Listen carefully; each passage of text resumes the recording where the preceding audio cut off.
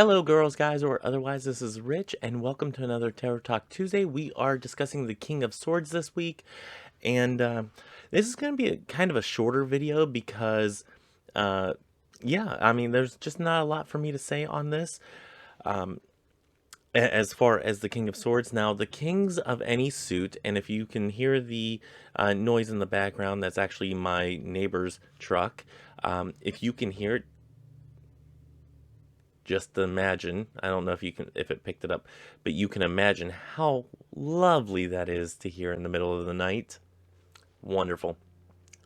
Anyway, we are discussing the King of Swords. Like I said, this is going to be a short and sweet video.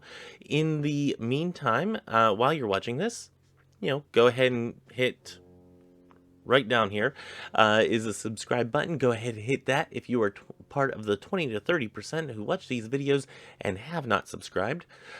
Go ahead and hit that subscribe button, hit that like button while you're down there, because it helps appease the algorithmic gods of YouTube. All hail the algorithmic gods of YouTube. And what else? Oh, if you have any input or differentiations on opinions on what the King of Swords represents, or something that I may have missed, I know that there's a couple things that I'm not going to touch on with regards to his clothes. But yeah, other than that, I think I got pretty much everything that I wanted to discuss here. So anyway, without further ado, and I did reposition the camera on top of the monitor because I tend to look at the screen so it at least looks like I'm kind of looking at you guys. I may not always be, but I'm kind of looking at you. So yeah, anyway, let me go ahead and pop the picture up here that we are dealing with. This is the King of Swords, which I don't know why, but it is in reverse. Son of a gun. I don't know why I did that. Let me check something here real quick, because it should not have done that. Why is... It's like mirrored image. I don't like it. Let me see if it's something with... Nope, that's the wrong one. Let me see if it's something with the... No, I don't have any filters. And that's not what it's showing here. Huh. Let me try to redo this. Huh. Okay. Well, for some reason that just mirror imaged on me. I don't know why. Let me try this one here. Let me see if this one mirror images it. Does that mirror image it? Nope. Okay. So we're just going to take that guy right out of here. Okay. So there we go. For some reason, I have no clue why that did that, but there we go. We have the King of Swords properly displayed. And let's go ahead and do in our grandest of traditions. We have the window capture. There it is. Okay. We have the Pictorial Key of the Tarot by A.E. Waite, the companion to the Rider-Waite-Smith, the original Rider-Waite-Smith companion. Let me do something here real quick. Hold on. There. Okay. There was a little gap at the bottom of the King of Swords, and it was driving me nuts. Okay. Now that everything is done, let's see what A.E. Waite has to say in the Pictorial Key of the Tarot. Like I said, this would have been something that you bought as a companion book for the tarot cards back in like 1910, 1911, somewhere around there. And it reads, "He sits in judgment, holding the unsheathed sign of his suit. He recalls, of course, the conventional symbol of justice in the trumps, major, and he may represent this virtue, but he is rather the power of life and death in virtue of his office."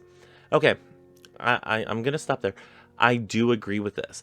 It is very reminiscent of the Justice card in the major suit, in the major arcana. A.E. Waite calls the majors, calls them trumps, and that word has completely derailed in my vocabulary and has a visceral reaction in my mind now. So I don't even use that word anymore if I can help it.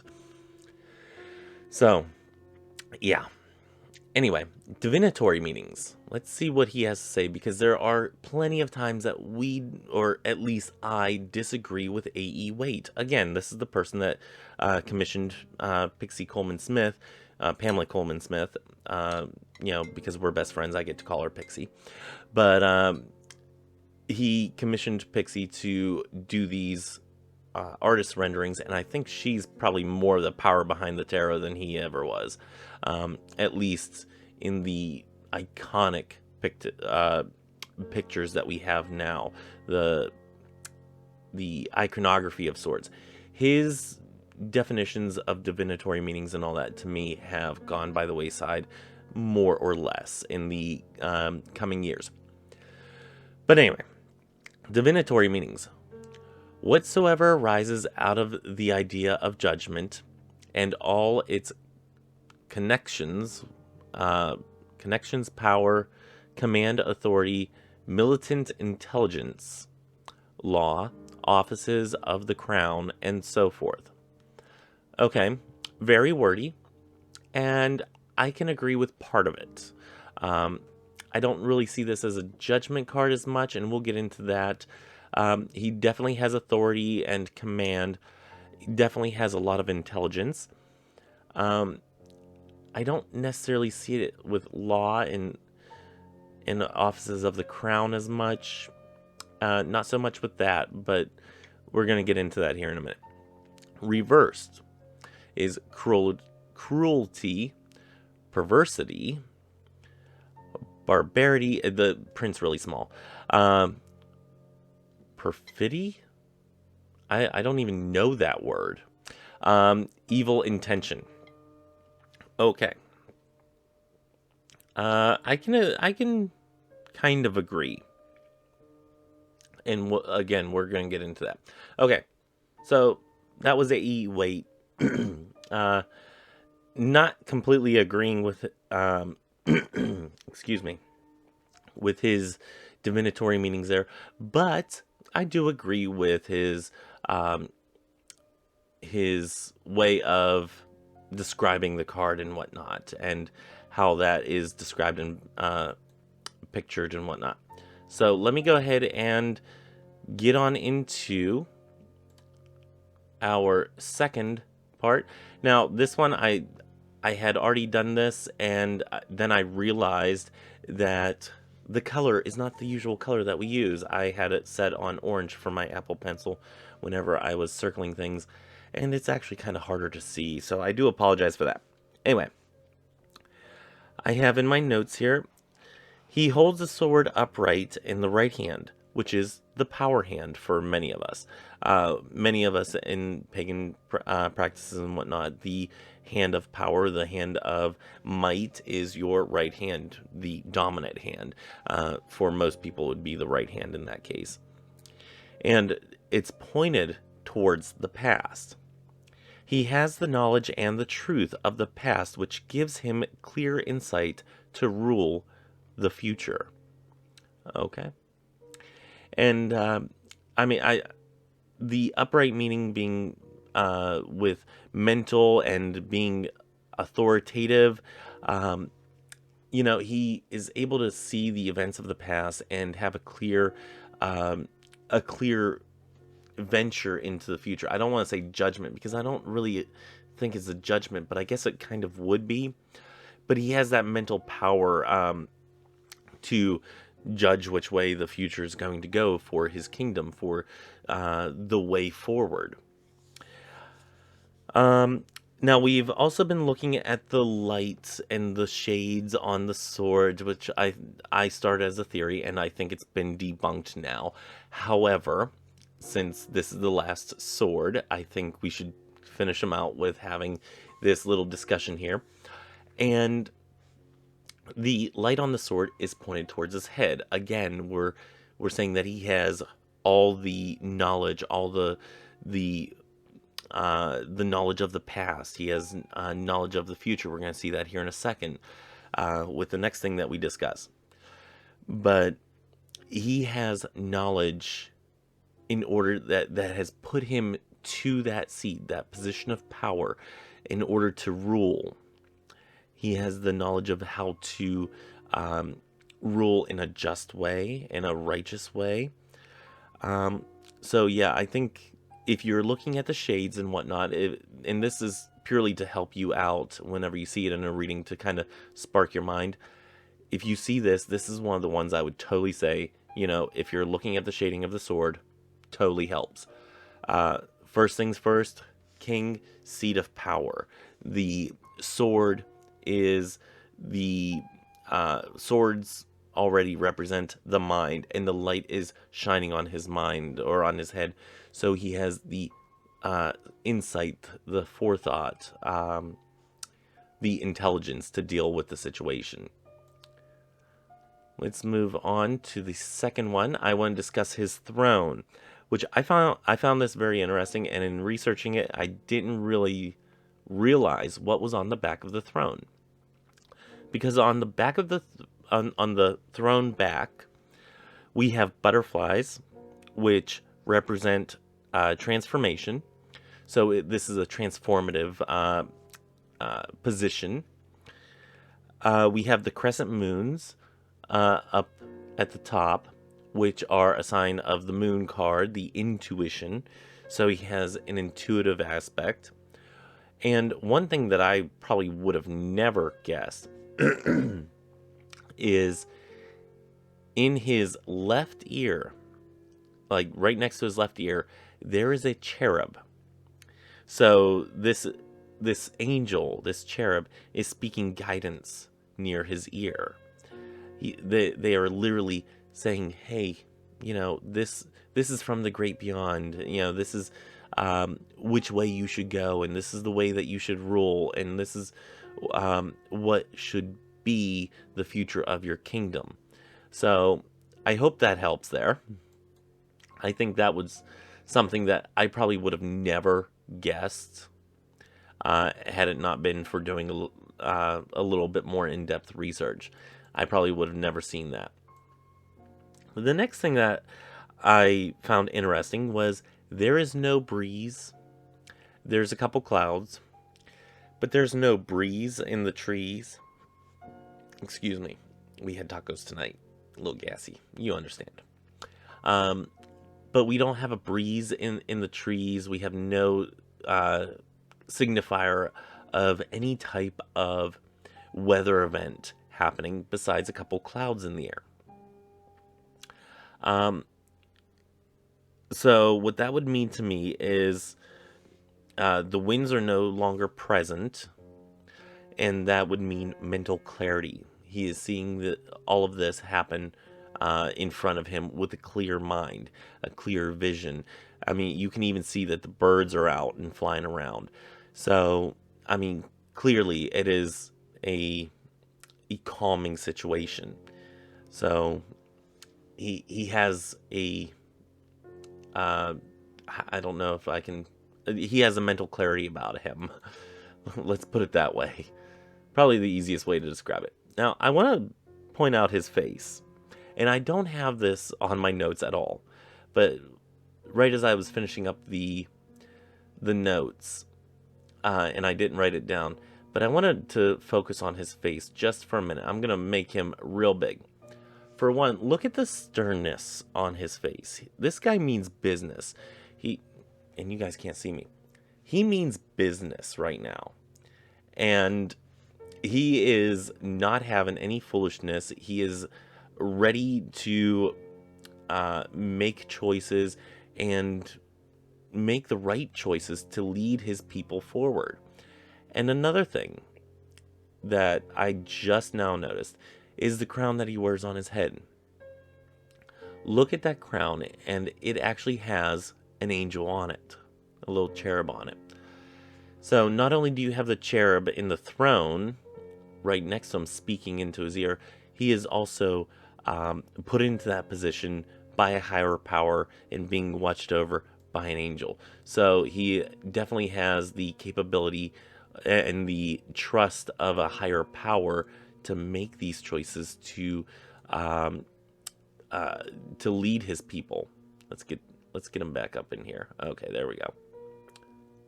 Almost there. There we go. So that's really what we're dealing with here, is somebody that has been given this power from on high and is ready and willing to use it and takes his position very seriously. Now, in the upright position, I have he is about mental clarity, intellectual power, authority, and truth. He is all about seeking out the truth, holding his power. He rules with intelligence and intellect rather than through his emotions, and he's not a laissez-faire type of king. He is very stern. He's like, this is, we're going to be smart about it. If we're going to do this, we're going to be smart about it. He has the mental clarity, and he is just there for business. Now, in reversed, we got a couple issues. In reversed, he has quiet power. He doesn't really make himself known. He has an inner truth, but he might not be really sharing it. He may be misusing power and may be manipulating people. So whenever this comes up in a reading, whether it is, let's go with reverse now since I already have it up. If this is coming up in a reading, I would probably look for probably a man in your life, which usually the kings represent for me. Look for somebody in your life that is an authority figure who is fairly intelligent, probably very intelligent, and if it's in reversed, look for how they might be manipulating people, whether they're trying to manipulate you or people around you. If you get this in the upright position, this is not necessarily somebody that's warm and cuddly, but they are very intelligent and they're an authority figure.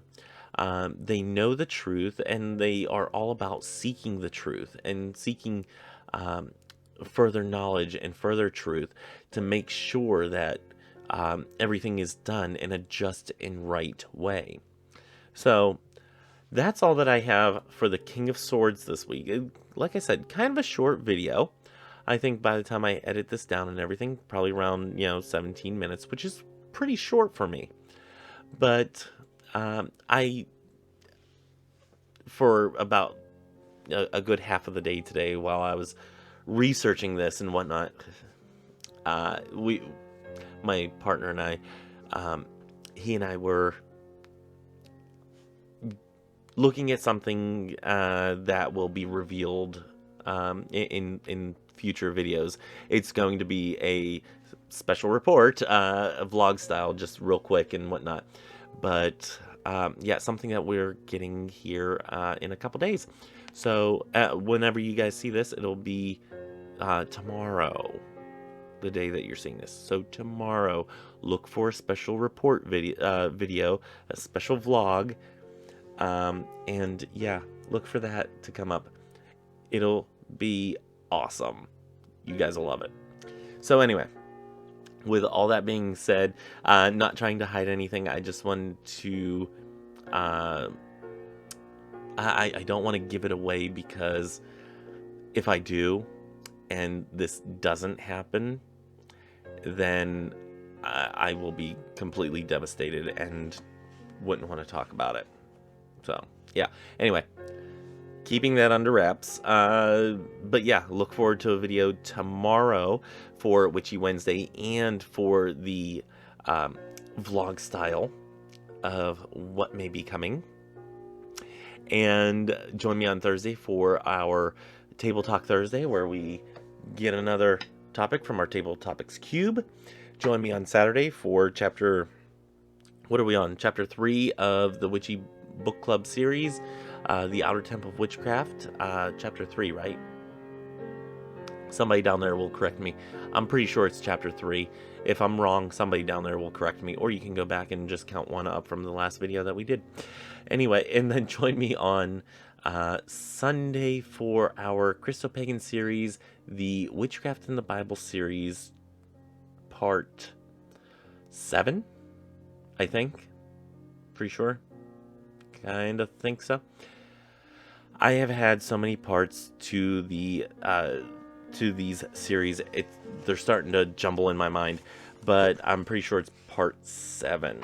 By the way, Witchy Wednesday tomorrow is the Crown Chakra, so we're going to be discussing the Crown Chakra, and we're going to wrap up the Chakra series, and next week we're going to be doing the talking about balancing and spinning chakras and what all that means. So anyway, join me on those days for those events.